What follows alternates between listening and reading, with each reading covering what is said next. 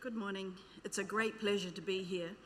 It's a real privilege to be among so many people who are absolutely at the heart of a lot of fantastic work that's being done in New Zealand. But after watching the video, I got some forward. Okay, let's go back there.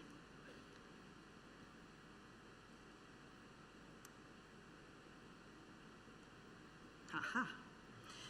I co-opted our daughter over the Labour weekend for some inspiration on some analogies, because I got a chance to see that video on what's happening down in Kaikoura ahead of time, and the sheer effort and the amount of dirt that's being moved really, they really are moving mountains down there. And it seemed like a fair analogy for what I would like to speak about now, and a real inspiration.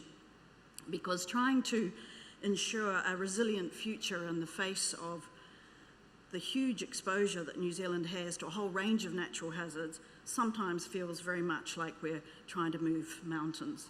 And we're at a real crossroads globally, because over the next 20 years, we will build more infrastructure than in the last 2,000 years. So we're going to lock in either risk or resilience for our kids and grandkids. And we'll either be able to rise to the challenges that are threatening life as we know it here in this piece of paradise, or else we're going to be severely compromised as a country. So when we focus on what it takes to build a resilient future, we're essentially talking about nation building. And usually in the past, that's explained very much in infrastructure terms, with inspiring stories of dams and railroads and trains, electricity grids and so on. But I want to talk to you about a different kind of nation building and what it's going to mean over the next 30 years. We're going to face a series of extremely daunting challenges, and if we need any reminding, this was the hurricane season just passed up in the northern hemisphere. Climate change will see rising sea levels, salinisation, the increasing weather extremes and variability, disruption to our agriculture and cropping, and of course the rising insecurity, food insecurity, the loss of biodiversity. You know a lot of this, but I think we just have to keep repeating it until we really internalise it. Large parts of the world are increasingly threatened by the scarcity of natural resources under threat, such as fresh water. There are 24 million people who are pushed into poverty each year through disasters. 800 million, or 1 in 5 of the world's population, live in extreme poverty, which is defined as below $1.25 a day. And 55% of the world's population, that's 4 billion plus, live in cities. And we know that cities account for about 80% of the world's GDP. So the high density of cities in terms of people, assets, jobs, makes them extremely vulnerable to disaster events. And unless there's significant investment in making cities more resilient, by 2030, the prediction is that natural disasters may cost cities worldwide $314 billion US per year, up from $250 billion in 2016. And then, of course, we have pandemic, these people getting ready to fight the Ebola outbreak in West Africa. We have the environmental degradation, our ocean pollution, deforestation, loss of ecosystems, the loss of our natural buffers, technological crises, the ransomware, cyberware attacks, the threat of nuclear events. New Zealand is not immune to any of these global threats. Compounding our risk is that New Zealand is heavily exposed to the full range of natural hazards. Earthquake, tsunami, this is Christchurch here. Severe flooding, cyclonic winds. I've recently moved to the Eastern Bay of Plenty, and this was our region earlier this year. Storm surge, coastal erosion, king tides, landslips, instability. We see it all. And of course, every couple of years, a really, really bad drought. Last season we had wildfires, and we live with the constant threat of volcanic activity. So it's little wonder that with our vulnerability to these global threats and to the range of natural hazards that we face, that we see so much hope in the concept of resilience. Resilience in our physical structures, our economic system, our society, communities, and of course here, Mother Nature on Rangitoto Island. So how as a country do we build resilience? The answer, of course, is that we need an NZ Inc. approach. That approach there has to be systematic, coordinated, coherent, and it should be a prevention approach, which means working on reducing the unacceptable levels of accumulated disaster risk we have at the moment. By that I mean the risk of loss of life, injury, damaged assets, lost livelihoods, lost services, lost capacities as a result of disasters. Our current pace of development means that we're creating risk at a rate that far exceeds our ability to exist what's already there in terms of risk. So going forwards, we have to have comprehensive disaster risk management measures to avoid generating new risks. And what we cannot manage, that is the residual risk, because we always have that, has to be addressed through our level of emergency preparedness and recovery. So let's talk about incentives for a moment. There's a strong economic case in support of investing resources on reducing disaster risk. The money and effort spent has to be seen as an investment, not a cost. It's estimated that an annual global investment of $6 billion in disaster risk management strategies could generate up to $360 billion worth of economic benefits in terms of reducing risk. That's a 60-to-1 return on investment. Now, of course, the most direct benefit is in respect of saving lives, injuries, the assets, the livelihoods. But we also create shared value through co-benefits, whether it be greater competitiveness, sustainability, stimulating economic activity, because the experience is that when you reduce risk, you can attract investment, business investment, because it's a comparative advantage. You can provide extra functionality, and of course, overall, it's going to be a lot better place to live. But the decisions on where and how we invest in resilient infrastructure are very difficult. You would know that better than anybody. We have to consider the consequences of failure, the cascading effects, and prioritisation. How many of you have been affected by the closure of the Manawatu Gorge? I travel that route a lot, and this is the current road closure there. The strain of that closure is obvious. Ashurst residents are worried about the adverse impacts from the increase in traffic volumes, the wear and tear of the heavy traffic. In Woodville, businesses are failing. The proprietors in this photo have closed their 3 businesses due to the loss of sales. The State Highway 3 route is economically and strategically very important. As you know, it links import-export regional hub between Palmerston North, Wairarapa and Hawke's Bay, and it impacts the whole of the lower North Island. Research by Mr. Hannan of Corporate Logistics claims that since 2004, it's cost about $100 million in slip repairs over those 13 years. But he estimates that every day the gorge is closed, it costs the regional economy another $100,000 per day. Now, I would suggest that the indirect costs could be considerably higher in terms of the lost opportunities, disruption to the wider set of travellers, business and service interruption, inefficiency, and a whole host of other effects on the communities who are linked by that gorge. Now, if we look at the wider and social implications of these types of decisions, there's a strong rationale for, quote, building smart in the first place. That means investing in resilience up front, rather than, quote, building back better, which, as we know, is often a lot more costly. And recently I had the good fortune to travel over this viaduct twice, just this winter, and I see that it claims a total cost, a building cost of $25 million. And if you think about the strategic and economic importance of this road linking the east and west of the South Island, that seems like a pretty good investment.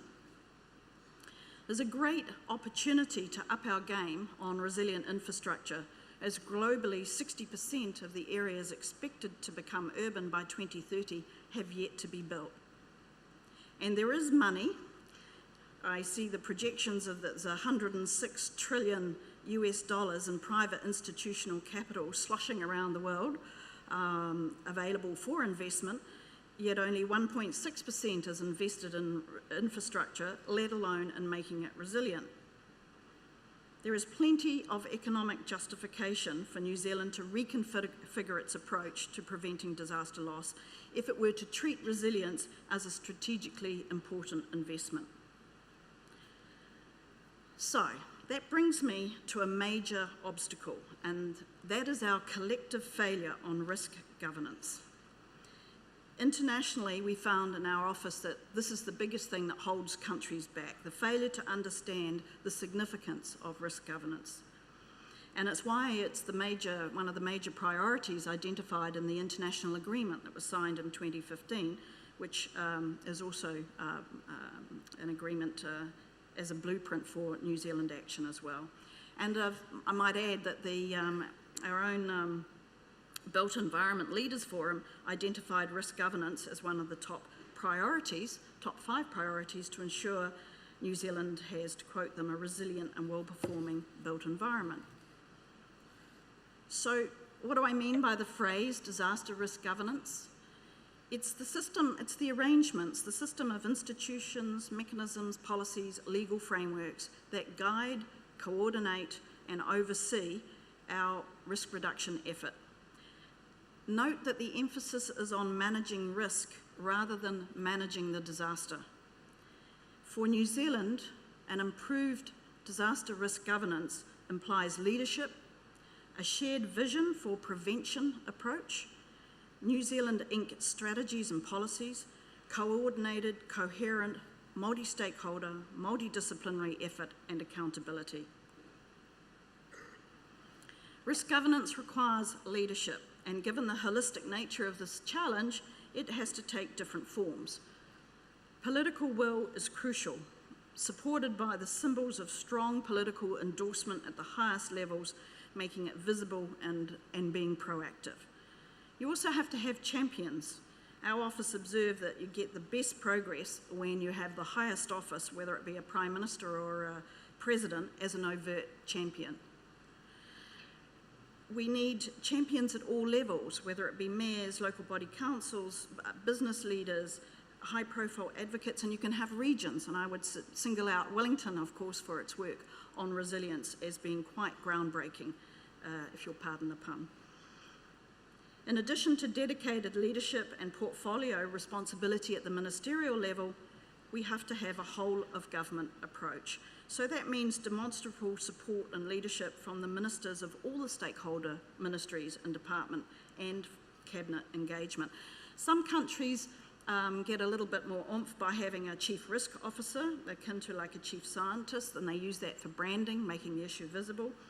Over 100 countries have a dedicated risk national authority, but whatever structure we use, it has to foster a clear message that it's about prevention and should not be confused with disaster preparation or emergency management. Now, a key component of leadership is ambition.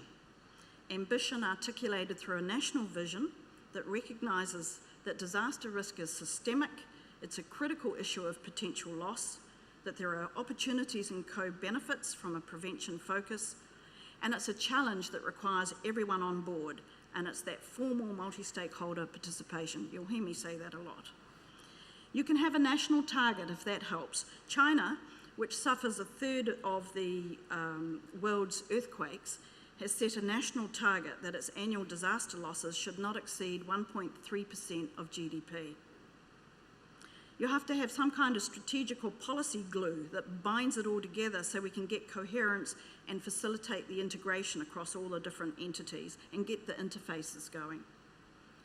Leadership needs high-profile cases leading by example, business leaders who are prepared to embed risk-sensitive decision-making in the boardroom, and sector leaders who are prepared to apply and then communicate their commitment to their constituencies.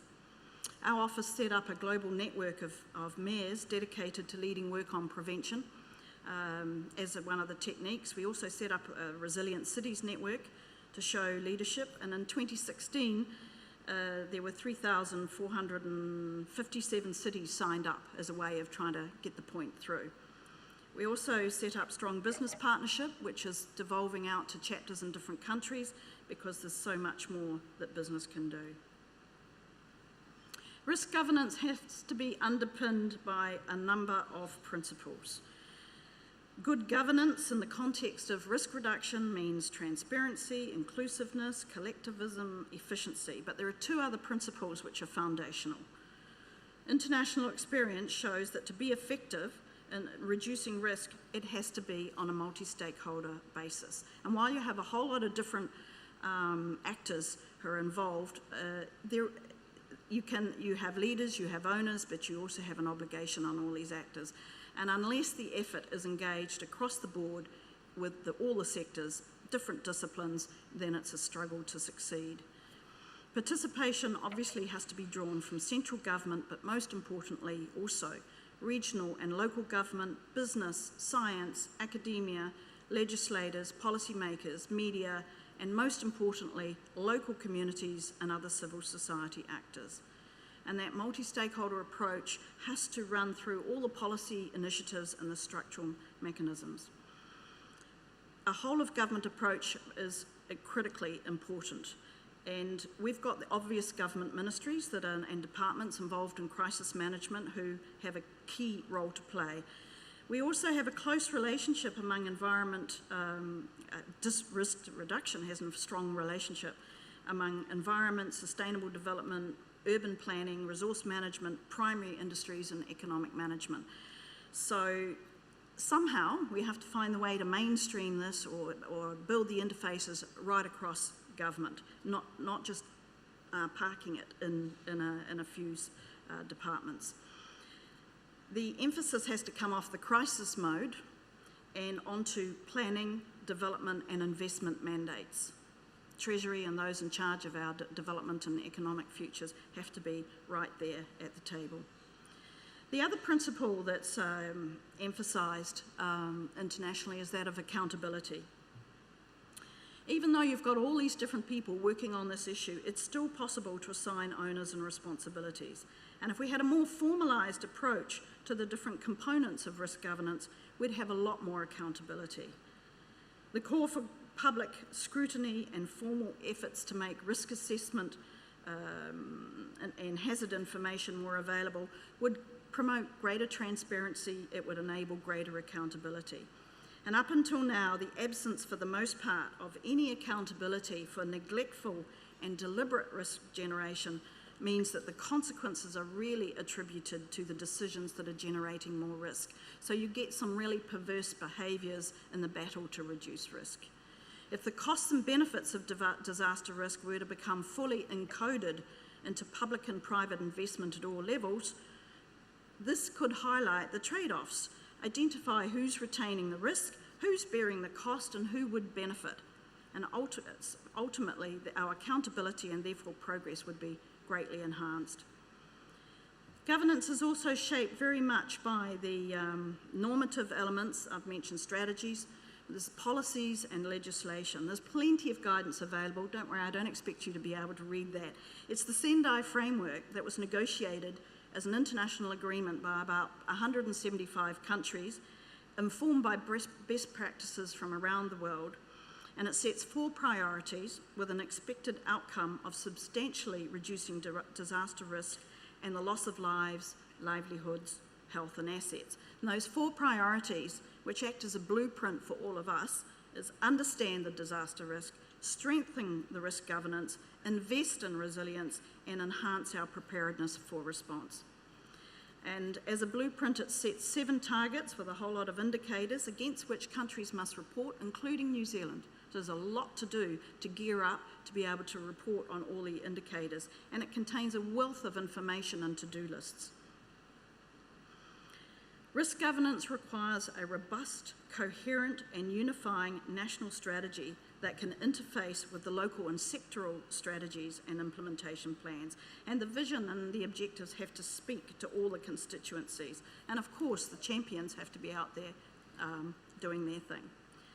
120 countries have implemented either legal or policy reforms to tackle their disaster risk. So New Zealand has to get moving on a unifying disaster risk policy framework that covers the concepts, legislation, roles, reporting, financing, leadership, stakeholders. And this policy framework, it's never very exciting talking about policy, but it's incredibly important because this is the guidance tool and it acts as an integrator. And that's really important given the multi-stakeholder nature of the work and the gaps and incoherence across the current policy landscape. A number of jurisdictions have implemented a model law to help them implement risk reduction. And we have a number of key pieces of legislation that promote risk reduction, such as a recent amendment to the Resource Management Act. So a key task for us is to ensure coherence across our legislation and address the gaps, not only across national legislation, but also between the local regulations and laws. The challenge here is to give force to a comprehensive legal base of risk reduction. A lot of you will be involved in the various institutions that are playing a very important role right now. And somehow we have to get everybody in the tent together because there are important roles, whether it be setting standards, making risk knowledge available, policy setting, acting as a leader, a champion, monitoring, reporting, assisting with compliance. So a key task of risk governance will be to map the institutional responsibilities. Financing. Of course, in addition to a more sophisticated risk assessment that looks beyond the costs to the economic value, we have to have a coordinated and supported national portfolio of funding mechanisms. And you're seeing all sorts of techniques emerging, like the advent of resilience bonds to incentivise investment. Now, as to what it's all going to cost, well, an immediate priority is to establish a formal data collection program and establish some benchmarks from a national database that links up and interfaces and integrates all the other data collection activities, because only then can we project what the expected losses are going to be. So, how do we get organised in a practical sense and ensure, unlike in the cartoon, that we're all pulling in the same direction? At least 85 countries have established a countrywide forum known as a national platform.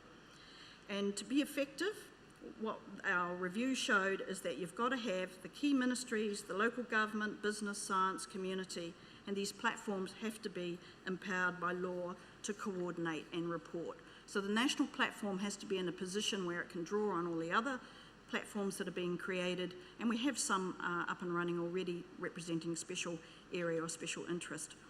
There are so many actors here in New Zealand who have a vital contribution to make, whether it be lifelines, the infrastructure providers, land use planners, insurance industry, audit profession, civil defence, just to name a few.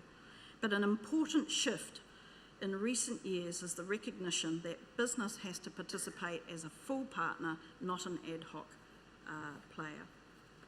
The final component on risk governance is monitoring, reporting and oversight. As I mentioned, we've got to have a systematic national reporting system. Otherwise, we're not going to be able to report against our international obligations. We will need an oversight mechanism of some kind. Perhaps we could have a formal annual report on national risk status tabled in Parliament. It would help institutionalise the debate on progress. Auditors and budget overseers could be playing a much more vital role because all investment decision-making needs to be risk-informed, risk-sensitive, with greater emphasis on mandatory risk assessment when you're spending public resources. And we should also be putting, as I mentioned, the disaster risk onto the corporate boardroom agenda. And of course, media and public scrutiny will result in the social accountability. So, to sum it up, implementation is going to require something that's been on our minds the past few weeks, which I'm going to call a grand coalition. While central government has a crucial role to play, the grand coalition that I'm proposing will need the active commitment and participation of the local bodies who are at the forefront of dealing with the reality of difficult resilience decisions, local communities who bear the pain and heartbreak of disaster loss, business, which has so much to lose and so much to contribute in terms of solutions, media and grassroots advocates to inform and keep us honest, science and the technical and the engineering communities to evolve our knowledge and tools, and of course investors who demand risk-sensitive decision-making.